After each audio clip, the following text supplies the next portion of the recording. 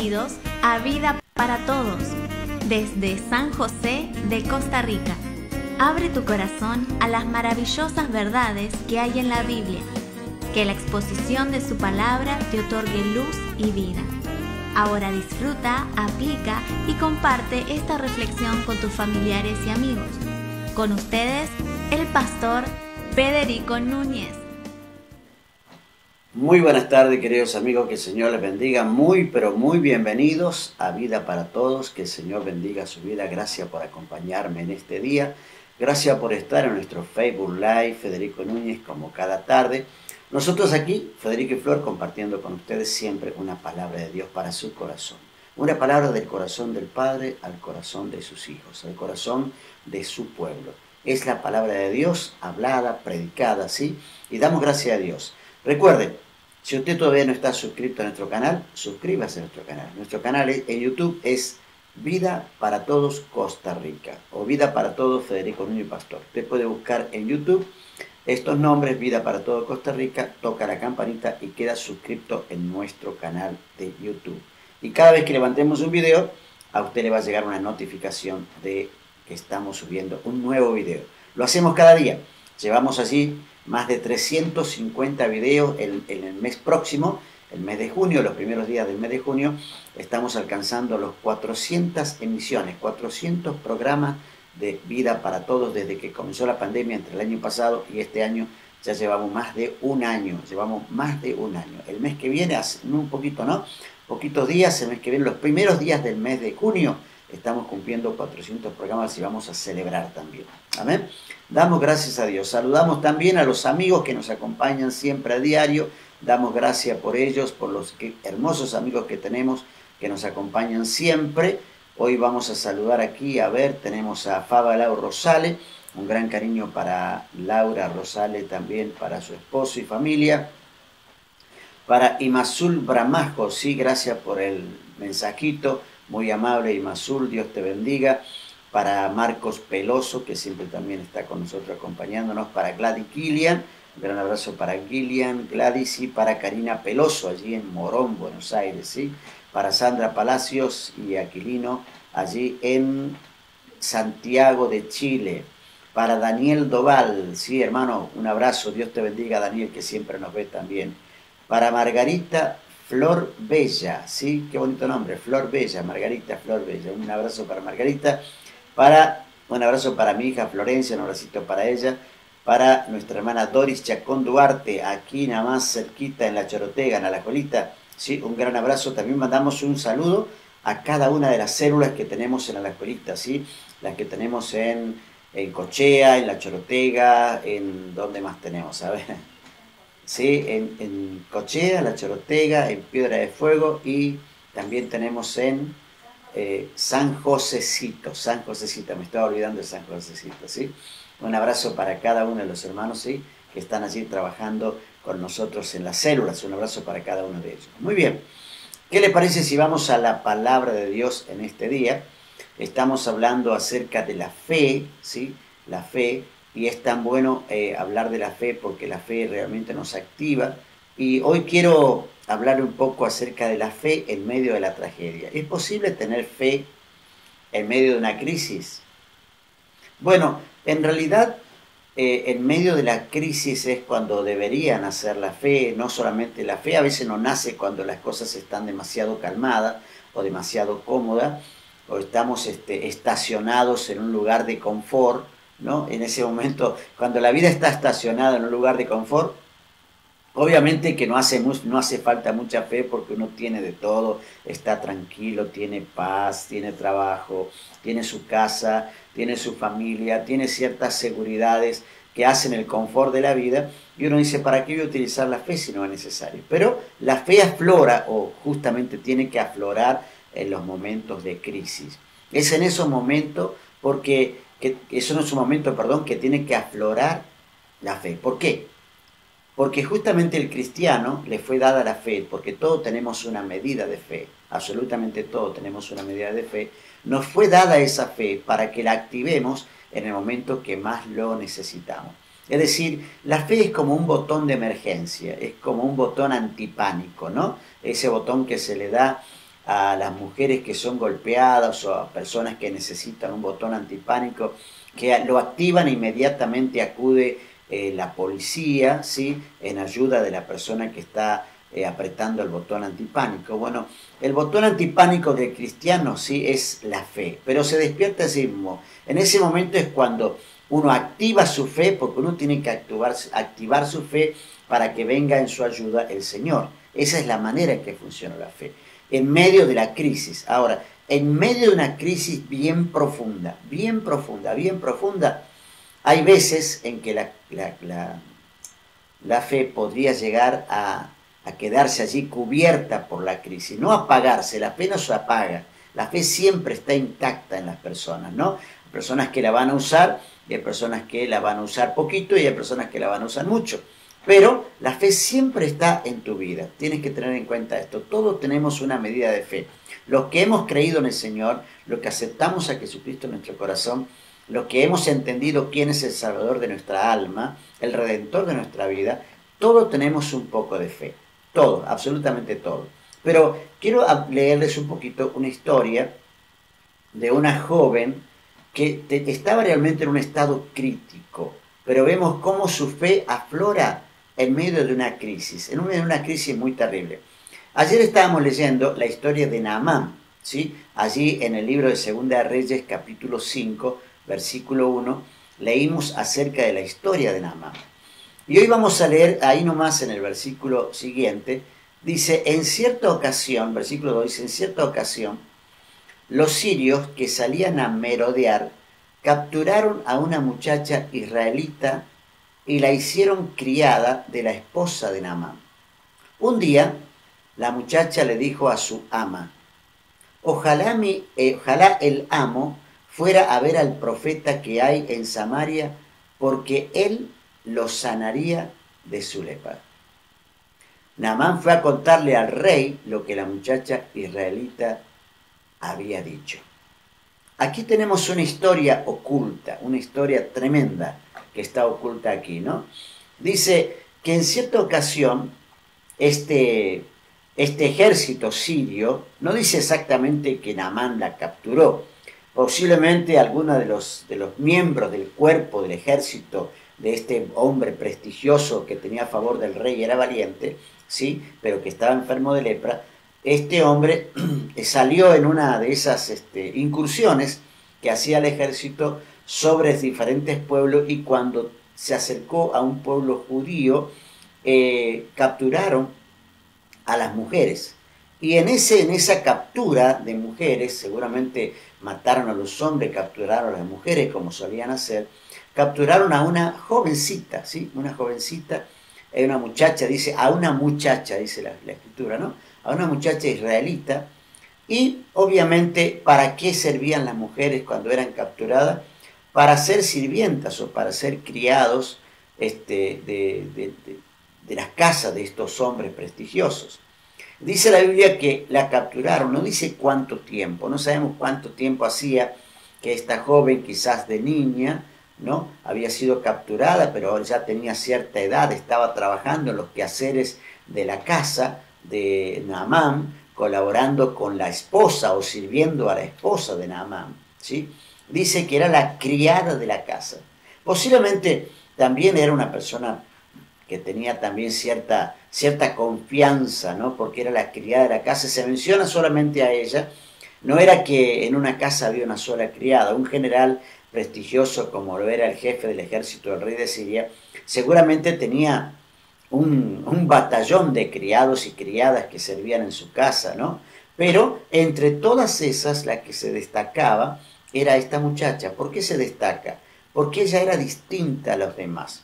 Cuando alguien está cautivo, cuando alguien está preso, cuando alguien está de esta manera, ha sido arrebatado de su familia, ¿no?, ha sido quitada su vida, ha sido quitado su futuro, lo que surge es el odio, el resentimiento, el rencor, ¿no?, el deseo de la venganza. Eso es lo que surge, y normalmente estas cosas son las que tapan a la fe: el odio, el resentimiento, el rencor, la venganza y cuantas cosas más que afloran de la carne, ¿sí? Eso es lo que tapa la fe.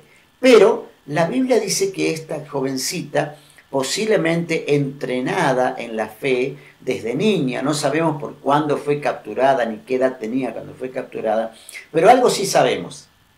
Sus padres hicieron un excelente trabajo. Cumplieron con aquel proverbio de Salomón que dice: instruye al niño en su camino, y aun cuando fuere viejo no se apartará de él. Los padres cumplieron de manera excelente la tarea de instruir en la fe, de llevar al conocimiento de Dios a esta pequeña jovencita, a esta muchacha, que ya seguramente por algunos años estaba allí en la casa de Naamán sirviendo, pero nunca se apagó su fe. Ella siempre tuvo fe en Dios.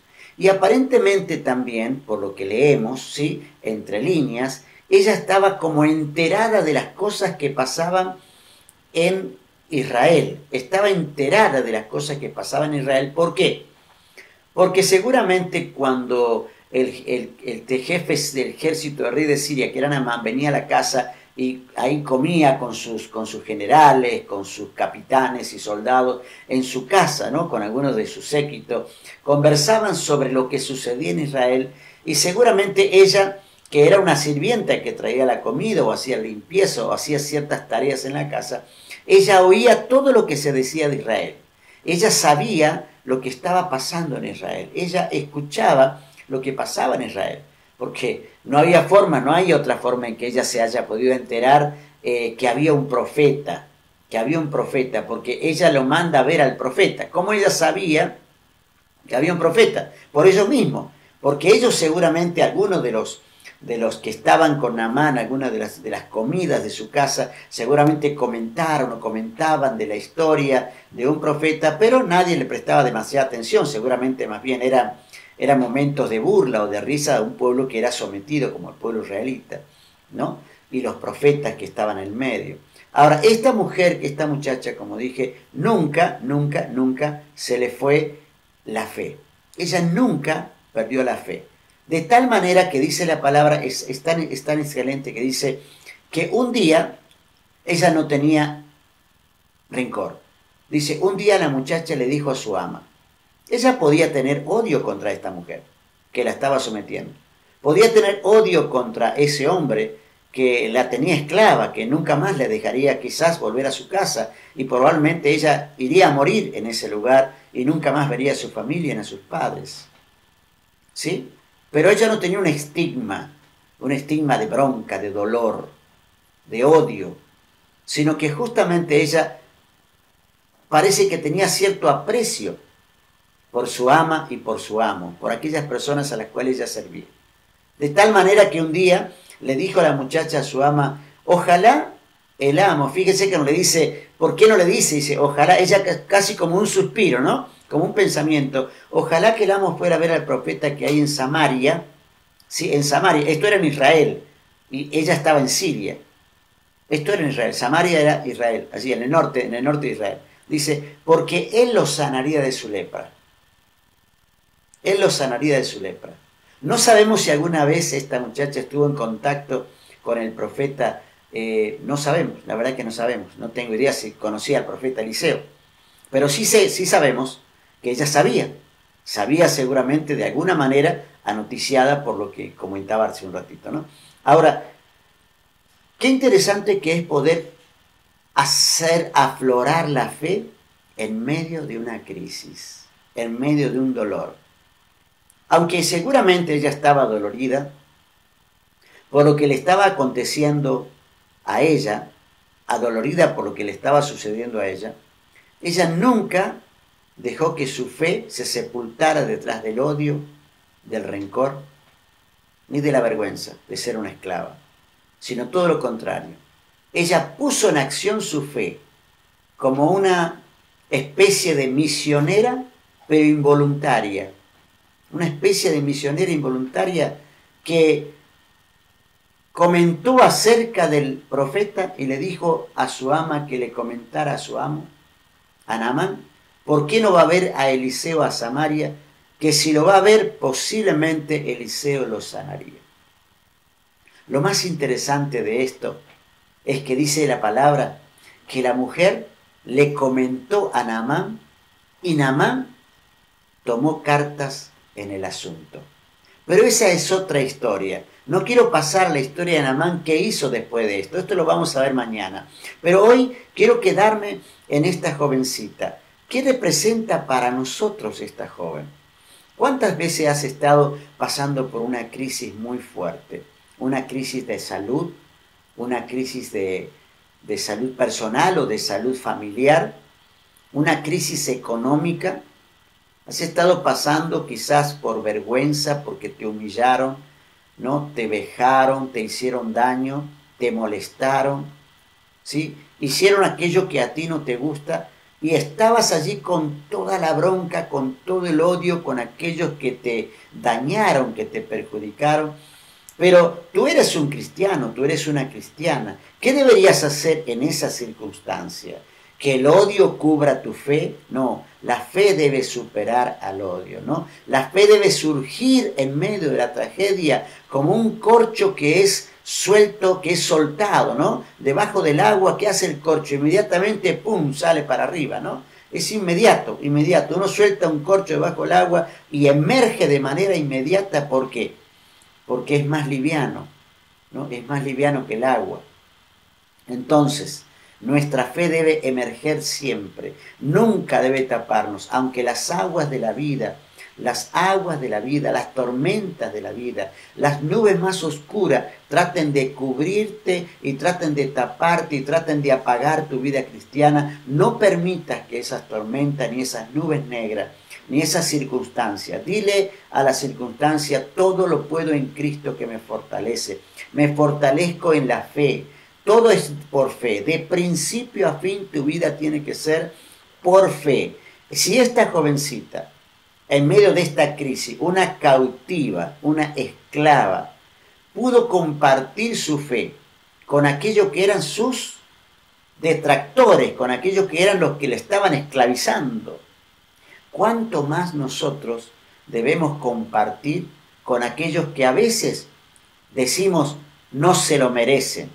No merece ni siquiera que le compartamos la fe. Quizás ella podría decir, podría tener este estigma, no se lo merece. Pero ella no tenía ese estigma de odio, de rencor, sino que dijo en su corazón: hay algo que yo sé, que Dios es grande y que Dios sigue siendo el mismo ayer, hoy y por los siglos de los siglos. Y yo sé que si este hombre va al profeta, va a ser sano. Yo creo en mi Dios, creo en un Dios todopoderoso. ¿En quién crees tú? ¿En quién estás creyendo tú hoy? Tal vez estás pasando por esto, pero dile a tu corazón: el rencor, el odio, la vergüenza, la esclavitud no van a apagar mi fe. No van a apagar mi fe. Las aguas no van a apagar mi fe. Las nubes no van a ocultar mi fe. Aunque el sol se oculte y la luna se oculte, mi fe no va a ser oculta. Mi fe va a surgir porque es lo que Dios me ha dado para compartir. Es lo que Dios me ha dado para sacar cuando realmente estoy en medio de una crisis. Yo no sé qué pasó con esta joven, pero déjeme decirle algo. Seguramente Dios la recompensó. No dice más la Escritura acerca de ella, una muchacha sin nombre, pero una muchacha llena de fe. No importa nuestros nombres, lo que importa es la fe que apliques en tu vida en la circunstancia más difícil. No permitas que nada ni nadie apague la fe que el Señor ha puesto en tu corazón. Amén. Hasta aquí llegamos hoy. Que Dios te bendiga. Mañana nos volvemos a encontrar y continuamos con otra parte de esta historia. Gracias por acompañarnos en Vida para Todos. Si esta palabra te ha sido de bendición, comparte a tus familiares y amigos. La Biblia es la palabra de Dios. Hacé de ella tu escondite, tu escudo y esperanza. Suscríbete a nuestro canal en YouTube, Vida para Todos, Federico Núñez, Pastor. Mañana nos volvemos a encontrar una vez más en Vida para Todos.